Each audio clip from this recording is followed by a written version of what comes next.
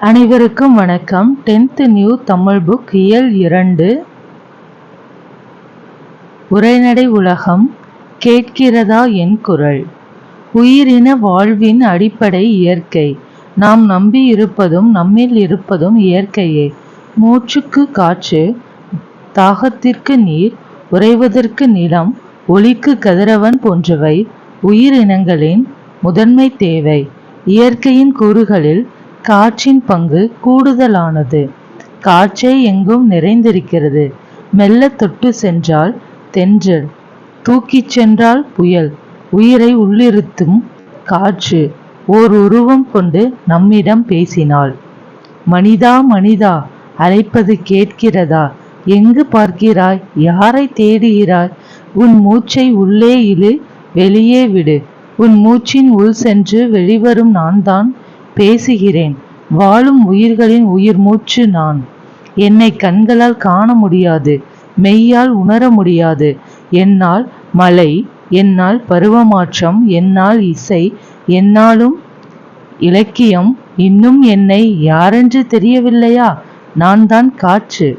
தொல்காப்பியர் உலகம் என்பது 5 பூதங்களால் ஆனது என்கிறார். அவற்றுள் என்னையும் ஒன்றாய் சேர்த்தது எனக்கு பெருமையே. உயிராக நான். உங்களின் இயக்கத்தையும் உலக உயிர்களின் இயக்கத்தையும் தீர்மானிப்பது என் இயக்கம்தானே. அதனால்தான் திருமூலர் தம் திருமந்திரத்தில் மூச்சு பயிற்சியே உடலை பாதுகாத்து வாழ்நாளை நீட்டிக்கும் என்று கூறியுள்ளார்.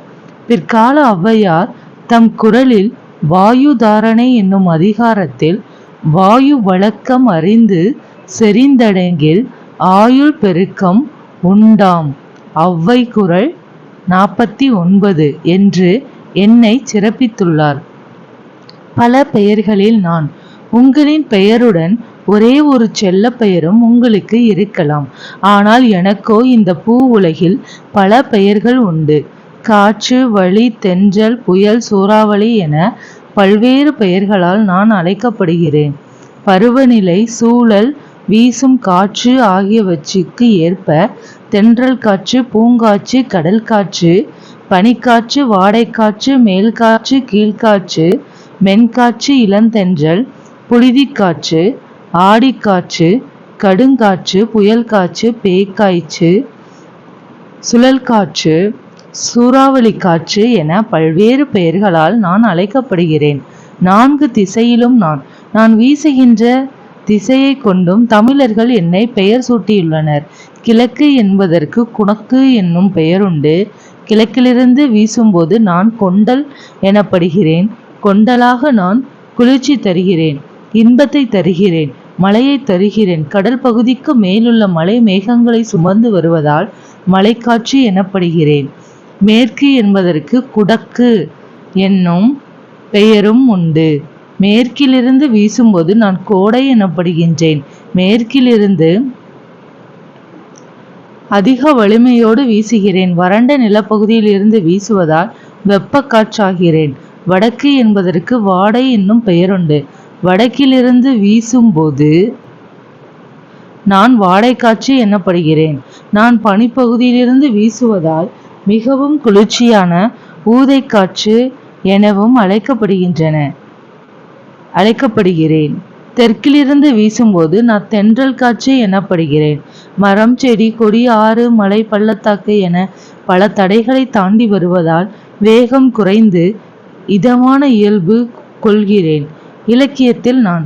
தென்றலாகிய நான் பலவித மலர்களின் நறுமணத்தை அள்ளி வரும்போது கூடவே வண்டுகளையும் அழைத்து வருவதால் இளங்கோவடிகள் என்னை வண்டோடு புக்க மணவாய் தென்றல் சிலம்பு 2:24 என நயம்பட உரைக்கிறார்.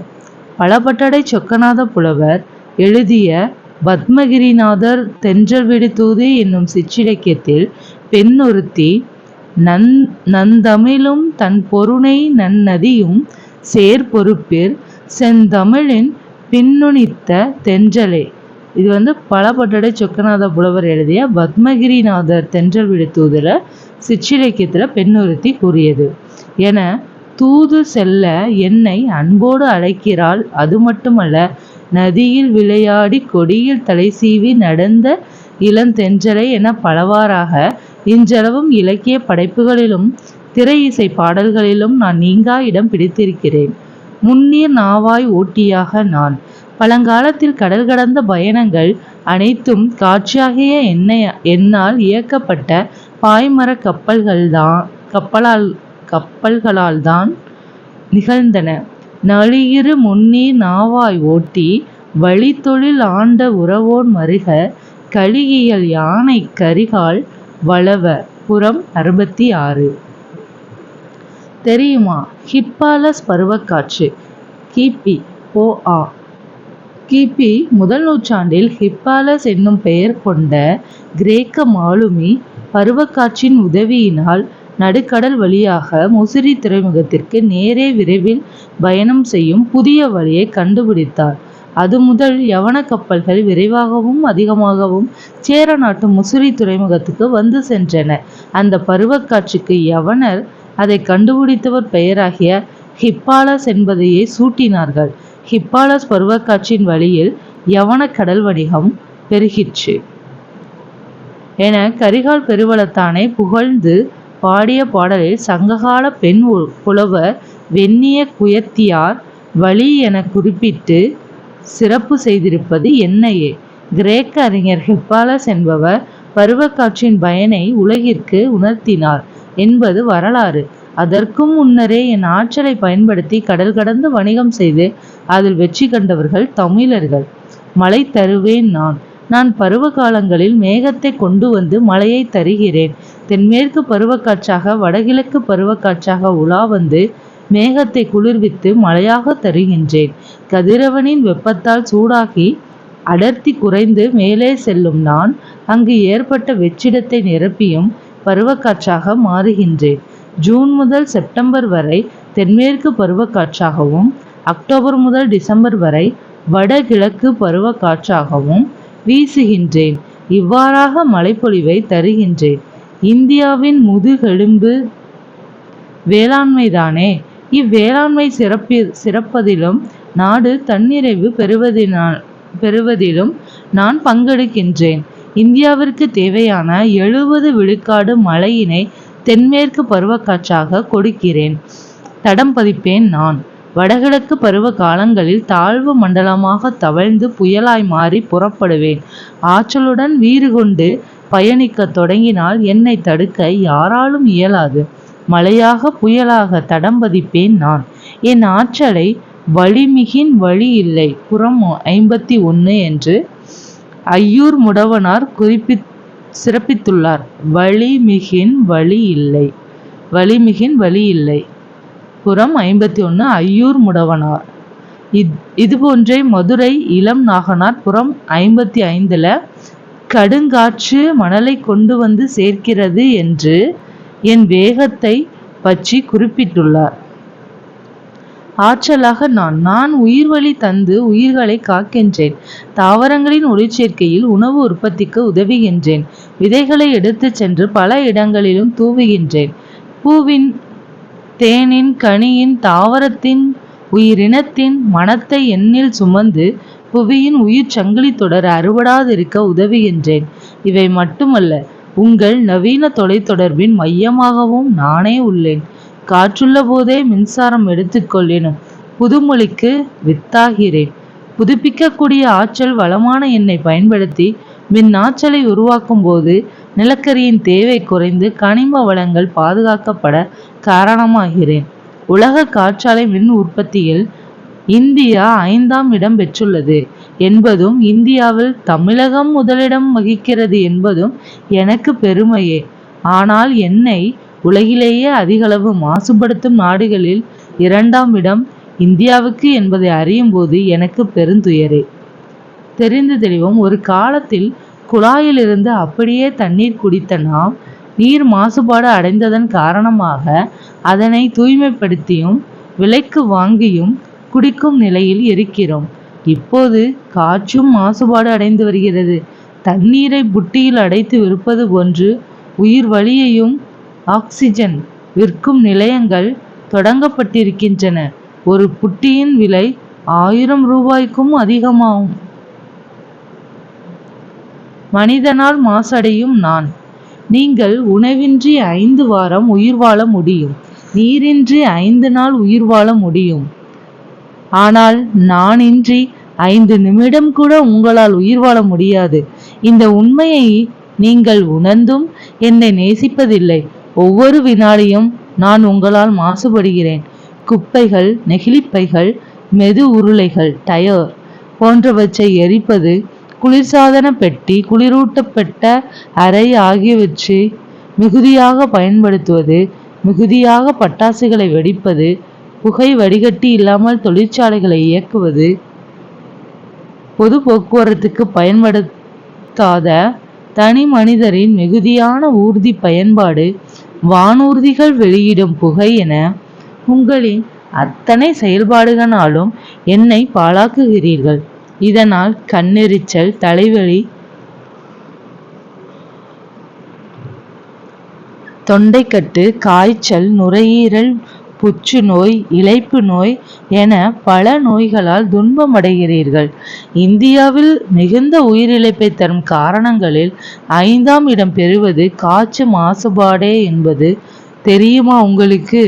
நான் மாசுபடுவதால் குழந்தைகளின் மூளை வளர்ச்சி குறைவதாக ஐக்கிய நாடுகளின் சிறுவர் நிதியம் யூனிசெஃப் தெரிவித்துள்ளது. என்னுடைய மேல் அடுக்கில் உள்ள ஓசோன் படலத்தின் மூலம் கதிரவனிடமிருந்து வெளிவரும் புற ஊதா கதிர்களை தடுக்கும் அரணாக விளங்குகின்றேன்.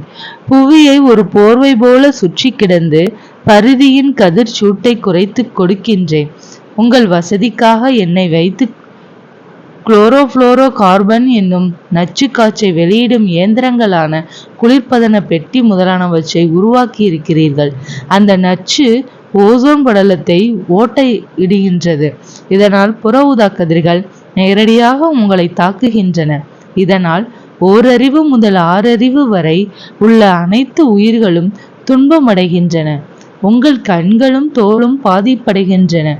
இதை குறைக்கும் விதமாக ஹைட்ரோ கார்பன் HC என்னும் குளிர்பதனியை இப்போது பயன்படுத்த தொடங்கியிருக்கின்றீர்கள்.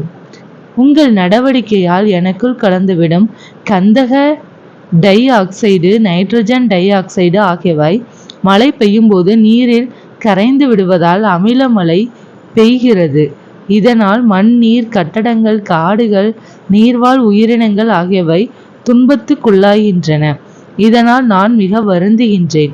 உங்கள் விழிப்புணர்வாலும் காற்றை தூய்மையாக்கும் உங்கள் நடவடிக்கைகளாலும் மட்டுமே நான் வருந்தாமல் இருக்க இயலும். மரம் தரும் வரம் நான்.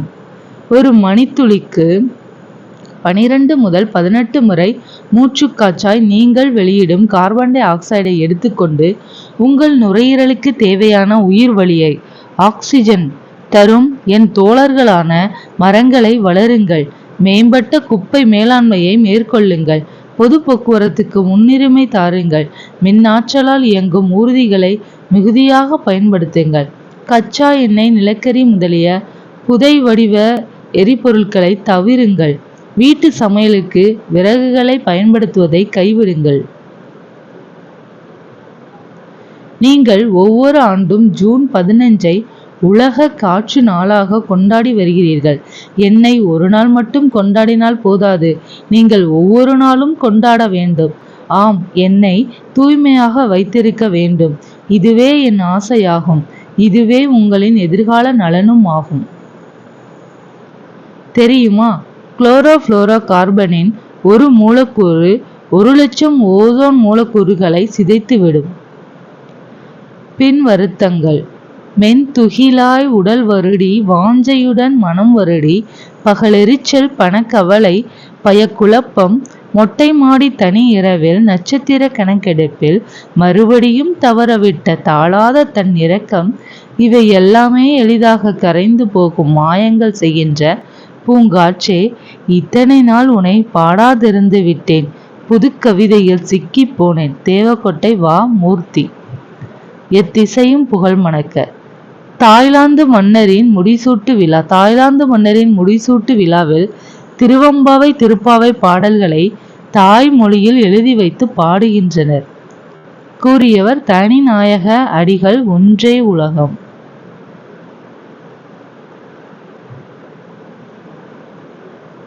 17ஆம் நூற்றாண்டில் வெள்ளை பளிங்கு கற்களால் கட்டப்பட்டு இன்றும் உலக விந்தையாக திகழும் தாஜ்மஹால் இன்றளவில் மஞ்சள் பழுப்பு என நிறமாறி காட்சியளிப்பதன் காரணம் காற்று மாசுபடுதல். நன்றி.